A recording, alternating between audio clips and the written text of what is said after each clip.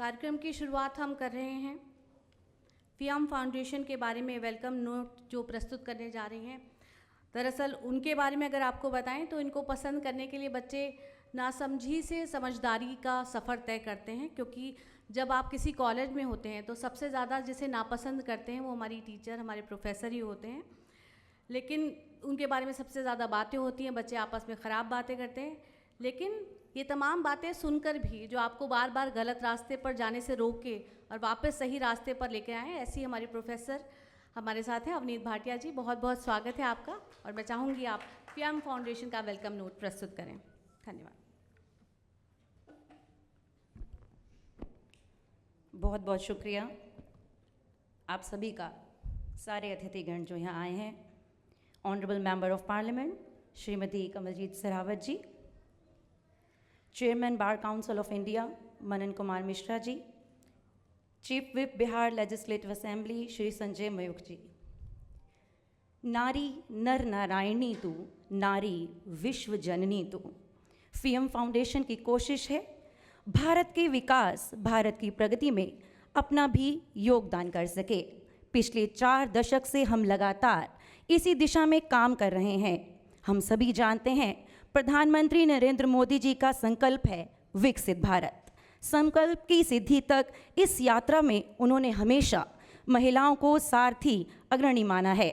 इसलिए सामर्थ्य की महारथी और नए विकसित भारत की सारथी इस प्रोग्राम का थीम रखा गया, ताकि हम हर क्षेत्र में महिलाओं की भूमिका को उनके अहम रोल से पहचान सके, उनकी पहचान का परचम लहरा सकें।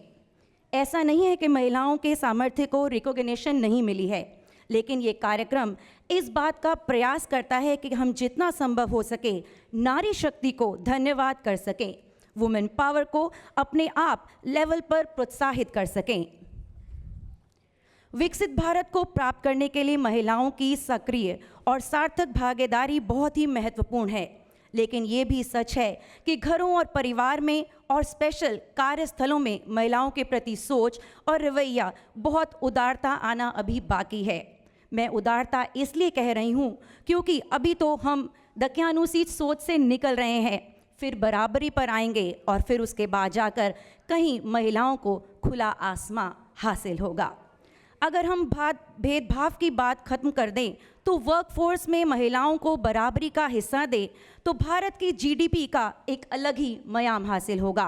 फेम फाउंडेशन इस बात को समझती है, इसीलिए फेम फाउंडेशन ने ट्रेनिंग टू एम्प्लॉयमेंट प्रोजेक्ट के तहत महिलाओं को ट्रेनिंग मुहैया करवाई, फैक्ट्रियों में महिलाओं की संख्या बढ़ाने का काम किया।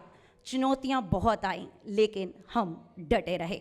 90 के दशक में महिलाओं को घर से निकालकर कार्यस्थल पर लाना एक बहुत बड़ा चैलेंज था। इस चैलेंज को फियाम ने अपनाया और पहले एक सुरक्षित माहौल बनाया। महिलाओं को पिक एंड ड्रॉप फैसिलिटी दी, रिफ्रेशमेंट, फूड, यूनिफॉर्म के साथ साथ एक सेफ इन्वायरमेंट भी मुहैया करवाया।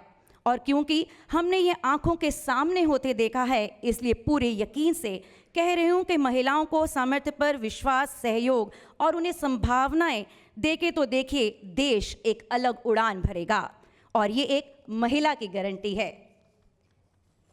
मुझे ये बताते हुए बहुत खुशी हो रही है कि फियाम फाउंडेशन ने देश भर में 15 जगह सैनिटरी पैड फाउंडेशन के ऑटोमेटिक प्लांट लगाए, जिससे लड़कियां और महिलाओं में मेंस्ट्रुएशन हाइजीन को लेकर अवेयरनेस फैल सके। और ख़ास तौर से इन महिलाओं के प्लांट को महिलाएं ही चलाती हैं। अभी तक 1000 से ज़्यादा अवेयरनेस कैंप लगाकर 75 लाख से ज़्यादा सैनिटरी पैड बांटे जा चुके हैं। प्रधानमंत्री जी ने भी कहा है कि मेरा तीसरा कार्यकाल महिला शक्ति के उत्थान में एक नया अध्याय लिखेगा। आइए हम सब मिलकर इस अध्याय में मिलकर आदि आबादी की एक अमर कहानी लिख दें और विकसित भारत के सारथी की कहानी लिख दें। धन्यवाद।